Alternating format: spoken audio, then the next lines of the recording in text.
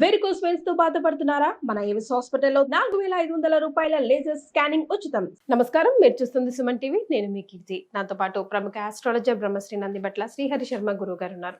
నమస్తే గురుగారు. వాగర్థావివ సంపృక్తౌ వాగర్థ ప్రతిపత్తయే జగతః పితరౌ వందే పార్వతీ పరమేశ్వరౌ. ఆదిత్యాయ చ సోమాయ మంగళాయ బుధాయ చ గురు శుక్ర శనిభ్యశ్చ రాహవే కేతవే నమః. శృంగేరి జగద్గురు పీఠాధిపతులకి, కంచి పీఠాధిపతులకి నమస్కారములు తెలియజేసుకుంటూ కార్యక్రమాన్ని ప్రారంభిద్దాం. గురుగారు, క్యాలెండర్ ఇయర్ ప్రకారం 2026 అంటే కొత్త సంవత్సరంగా మనం క్యాలెండర్ ని ఎలాగో చేంజ్ చేస్తాం కాబట్టి పరిగణలోకి తీసుకుంటాం. అఫ్ కోర్స్ మన తెలుగు వారి సంవత్సరాది ఉగాది అయినప్పటికీ కూడాను వివిధ గ్రహాల కలయిక వల్ల వచ్చే సంవత్సరం అంతగా బాలేదు అంటున్నారు. మన ప్రపంచానికి కానీ భారతదేశానికి కానీ ఇందులో నిజమెంత? ఏ విధమైన ఎఫెక్ట్ పడబోతా ఉంది గురుగారు? అయితే మనం చూసుకున్నట్లయితేనమ్మా, గత కొన్ని సంవత్సరాలుగా మనం చూసుకున్నట్లయితే కాలానికి తగ్గట్టుగానే వెళ్ళింది. ఈ సంబంధించినటువంటి 2025వ సంవత్సరం నుంచి మొదలుకొని చూస్తే కాలము చాలా విపరీతంగా స్పీడ్ గా వెళ్తుంది. 2025 అప్పుడే అయిపోయింది అన్నట్టు. ఒకప్పుడు సంవత్సరం గడవాలంటే రోజులు కాదు, గంటలు లెక్కేసుకున్నా, రోజులు లెక్కేసుకున్నా, నెలలు లెక్కేసుకున్నా ఇంకా చాలా రోజులు ఉన్నాయి కదా అని. కానీ వీక్షించేటువంటి ప్రేక్షకులు ఒక్కసారి మీరు ఇట్లాగే 2025 అయిపోయిందా అన్నట్టు ఉన్నది. దీనికి ప్రధానమైనటువంటిది కాలంలో వేగం పెరిగింది. ఆ వేగం మన దృష్టిలో ఒక సెకండ్ కావచ్చు, కానీ అంతరిక్షం సంబంధించిన దాంట్లో పెద్ద తీవ్రమైనటువంటి ఇబ్బంది. అసలు కాలం ఇంత స్పీడ్గా ఎప్పుడో తప్ప అంత వెళ్ళదమ్మా. దీనికి ప్రత్యక్ష ఉదాహరణ అంటే నవగ్రహాలలో ఎక్కువ కాలం ఒకే రాశిలో ఉండే గ్రహాలు 4. 1 గురువు, 2 శని, 3, 4 రాహుకేతులు. రాహుకేతులు సంవత్సరంన్నర, గురువు 370 సంవత్సరాలు, అంటే రమారమే 1 సంవత్సరం, శని 2.5 సంవత్సరాలు. ఇందులో ఎక్కువగా ఈ రాబో 8 సంవత్సరాల కాలం వరకు కూడా గురువు చాలా ఫాస్ట్గా వెళ్ళిపోతున్నాడు. ఇప్పుడు మీరు చూసారనుకోండి, గురువు కర్కాటకంలో ఉన్నాడు. డిసెంబర్ 5 నుంచి వక్రీగమనంతో వచ్చే సంవత్సరం జూన్ వరకు కూడా మిథునంలో ఉంటాడు. జూన్ తర్వాత జూన్లో గురువు కర్కాటకంలోకి వస్తాడు. మళ్ళీ కర్కాటకంలోకి వచ్చి అక్కడన్నా కుదురుగా ఉంటాడా అంటే మళ్ళీ అక్టోబర్ నెలలో మళ్ళీ సింహరాశిలోకి వెళ్ళిపోతున్నాడు. అంటే ఒకే క్యాలెండర్ ఇయర్లో, అది ఇంగ్లీష్ ప్రకారమైనా కావచ్చు, గ్రెగోరియన్ క్యాలెండర్ ప్రకారమైనా కావచ్చు, లేదా మన సంబంధించినటువంటి సాంప్రదాయమైనటువంటి పంచాంగ ప్రకారమైనా కావచ్చు, ఒకే సంవత్సరంలో గురువు 3 రాశులలో సంచరిస్తే ప్రకృతి వైపరీత్యాలు చాలా ఎక్కువగా ఉంటాయి అని మనకు హెచ్చరికేనమ్మా. ఎందుకంటే మార్చి 19వ తారీఖు నుంచి ఉగాది ప్రారంభమవుతుంది. మార్చి 19 నుంచి మిథునంలో ఉన్నటువంటి గురువు జూన్లో మళ్ళీ కర్కాటకంలోకి వస్తాడు. కర్కాటకం నుంచి మళ్ళీ అక్టోబర్లో మళ్ళీ సింహరాశిలోకి వస్తాడు. మళ్ళీ సింహరాశి నుంచి మళ్ళీ కర్కాటకంలోకి వస్తాడు. ఇలా మార్పు చెందుతున్నాడు. గురు మార్పు అనేటువంటిది చాలా గమనించదగినటువంటిది. కొన్ని ప్రభావాలకి ఇప్పుడు మనం చెప్పుకున్నాం అనుకున్నామా, వీక్షించే ప్రేక్షకులు కూడా ఎప్పుడు చెడేనా. ఇప్పుడు మంచి ఎప్పుడు కావాలి, తీపి అందరికి ఇష్టం, కానీ ఎక్కువ తీపి తింటే ఏమవుతుంది? వ్యాధులు వస్తాయి, శరీరంలో పొట్టలో పురుగులు పుడతాయి. అంటే మంచి ఎలాగో మంచి గురుగారు, దాన్ని చెడును చూసి ఎప్పుడు చెడు చెప్తున్నా అంటే చెడును చూసి మనం జాగ్రత్త పడడంలో తప్పు లేదు కదా. ఇప్పుడు మన ఇంటికి ఎవరైనా వస్తారు, 4 వచ్చారు అనుకోండి, అందులో వాడు దొంగరా అన్నాడు అనుకోండి, వాడి మీద ఎక్కువ కాన్సన్ట్రేషన్ పెడతాంగా, జాగ్రత్త పడతాంగా. అంతా దొంగ అనగానే వచ్చిన 3 వాళ్ళతో పాటు కలిసిన 3 కూడా దొంగలు అయిపోతారా? అట్లాగే ఎప్పుడు చెడేనా అనుకుంటే చెడుగా భావించకూడదు. వీక్షించే ప్రేక్షకులు కాస్త వివేకముతో ఆలోచన చేయండి. చెడు గురించి మాట్లాడుతున్నాము, నెగిటివ్ మాట్లాడుతున్నాము అంటే ఆ నెగిటివ్ నుంచి తప్పించుకునే మార్గం కూడా మన శాస్త్రంలో చెప్పబడింది. దాని విధంగా మనం చేసుకోవాలి. అంతేకాకుండా ఏప్రిల్ 10వ తారీఖు నుంచి జూలై 4వ తారీఖు వరకు దేశకాలమాన పరిస్థితుల్లో ప్రపంచవ్యాప్తముగా గ్రహాలన్నీ కూడాను రాహుకేతుల మధ్యలో బంధింపబడుతున్నాయి. ఇది చాలా గమనించదగినటువంటి విషయం.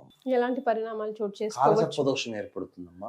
మరి ఈ టైంలో పుట్టిన వాళ్ళకి పరిస్థితి ఏంటి గురుగారు? చాలా మందికి ఉండేటువంటి సందేహం ఏంటంటే కాలసర్పదోషం అనగానే భయపడిపోతారు. వణికిపోతాం కదా. అసలు మొత్తం వణికించేసేసారు ఒక సమాజాన్ని. ఒక 20 సంవత్సరాల పాటు ఈ కాలసర్పదోషం అనేటువంటిది రాజ్యం ఏలింది. అసలు ఫ్యామిలీ ప్లానే చేసుకోరు ఇంకొక పెళ్లి కావద్దు, ఇలా చెప్పారంటే. పెళ్లి కాలేదంటే కాలసర్పదోషం, పిల్లలు కలగలేదంటే కాలసర్పదోషం. అసలు ఏదైనా కాలసర్పదోషానికి ముడిపెట్టి దేవాలయాలకు పంపించడం, కాలసర్పదోషానికి రాహుకేతుల పూజ అనడం, ఇది ఒక రివాజ్గా మార్చిపోయింది. ఇప్పుడు ఈ పితృదోషాల వంతు వచ్చింది. ఇప్పుడు ప్రతి వాళ్ళు పితృదోషాలని చెప్తున్నారు. సరే, ఇక గమనించుకున్నట్లయితే ఈ సంబంధించినటువంటి కాలసర్పదోష ప్రభావం అనేటువంటిది కేవలం దేశాన్ని పరిపాలించే ప్రభువులకి మాత్రమే ఆపాదించబడుతుందని ఉత్తర కాలామృతంలోనైనా కానీ పరాశరుల వారులైనా కానీ దీని గురించి చెప్పడం జరిగిందమ్మా. కాబట్టి కాలసర్పదోషం అనేది వ్యక్తుల జాతకంలో అంతగా ఇబ్బంది పెట్టేటువంటి పరిస్థితి. కాకపోతే వచ్చే ఫలితం ఏదైతే ఉంటుందో కొద్దిగా ఆలస్యం అవుతుంది అంతే తప్ప వాడికి జరగాల్సింది. కాలసర్పదోషంలో గొప్పవాళ్ళు లేరంటారా? ఈ కలియుగంలో గురువులుగా మనం కొలుచుకొని ఆదిశంకరాచార్యుల వారు కాలసర్పదోషంలో జన్మించారు. అసలు ఇప్పుడు ఉన్నటువంటి సమాజంలో టెకీలు అంతే, వాళ్లే కదా. వాళ్ళందరూ గొప్పగా కొలుచుకునేటువంటి వాడు బిల్ గేట్స్. ఆ వ్యక్తి కాలసర్పదోషంలో జన్మించాడు. మరి ప్రపంచానికి రాజు కాలేదా? కాబట్టి కాలసర్పదోషం అనగానే ఏదో డీలా పడిపోవాల్సిన అవసరం అయితే లేదమ్మా. ఇది దేశకాలారిష్ట యోగాలని ఇబ్బంది పెడుతుంది. ఇది దేశకాలారిష్ట యోగాలలో ప్రముఖంగా ఈ యొక్క కాలసర్పదోషం గురించి చెప్పబడి ఉంది. ఏమవుతుంది? ప్రధానంగా అధికార మార్పిడి జరుగుతుంది. ఇప్పటి వరకు అధికారాన్ని అనుభవించినటువంటి వాళ్ళు ఈ ప్రభావం వల్ల అధికార మార్పిడి అనేటువంటిది జరుగుతుంది.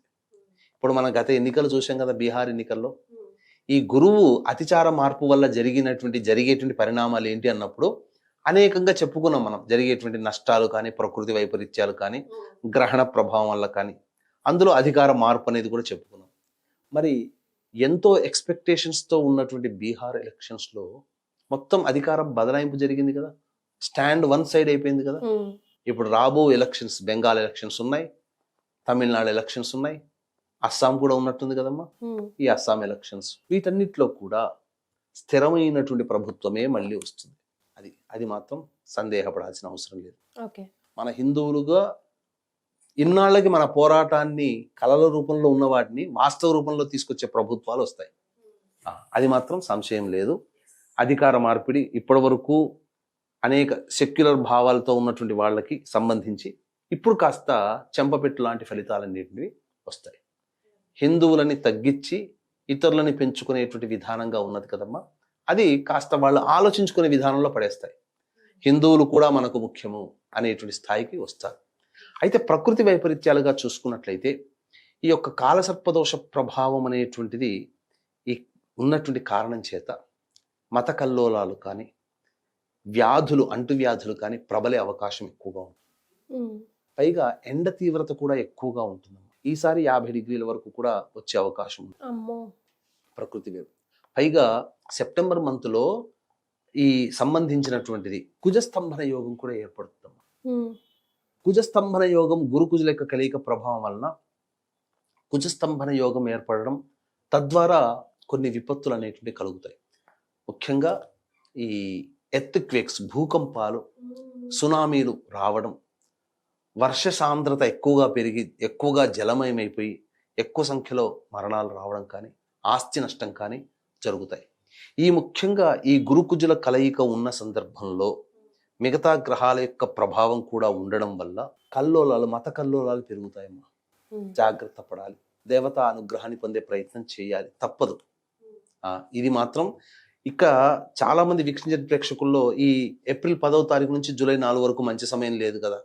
మరి పుట్టేటువంటి వాళ్ళకి అనేటువంటిది ఏం సంబంధం లేదమ్మా.